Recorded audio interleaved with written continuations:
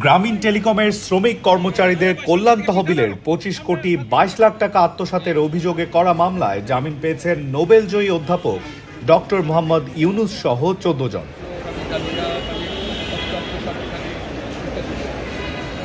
আজ বৃহস্পতিবার ঢাকার বিশেষ জজ আদালত ৪-এর বিচারক সৈয়দ আরাফাত হোসেন এই আদেশ দেন।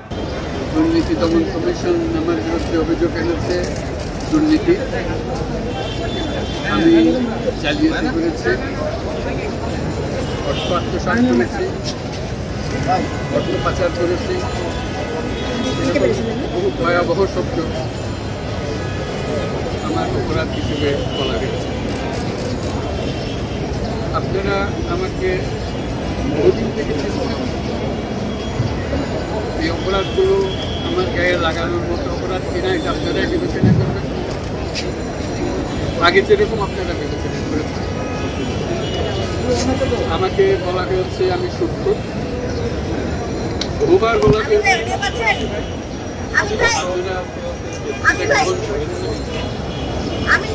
কারণ গ্রামীণ ব্যাংকের মালিক আমি না, সুদ যদি গ্রহণ করে থাকে গ্রামীণ ব্যাংকের মালিকেরাই গ্রহণ করেছে। আদালতের বেঞ্চ সহকারী বেলাল হোসেন জানান, মামলাটিতে জামিন চেয়ে আবেদন করলে আদালত এই আদেশ দেন। একই সঙ্গে আদালত অভিযোগ গঠনের জন্য ২ জুন দিন ধার্য করেছেন। কিন্তু আমরা বলতে চাচ্ছি, এই যে মামলাটা করেছে, এই মামলাটার বিষয় সম্পর্কে সাংবাদিকরা এখনো পরিষ্কার নয়, তাই এটা আমরা পরিষ্কার করতে চাই।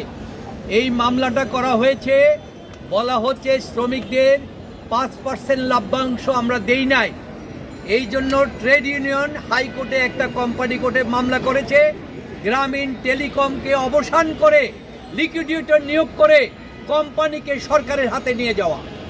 তখন আমরা বাধ্য হয়ে শ্রমিকদের সাথে একটি সমঝোতা চুক্তি করি। ওই সমঝোতা চুক্তিটা হচ্ছে কোম্পানি কোর্টের হাইকোর্টের, সেখানে দাখিল করা হয়েছে এবং সেই মর্মে মামলাটাকে প্রত্যাহার করা হয়েছে। গত বছরের ৩০ মে দুদকের উপপরিচালক গুলশান আনোয়ার প্রধান বাদী হয়ে ঢাকা সমন্বিত জেলা কার্যালয়ে এই মামলা করেন।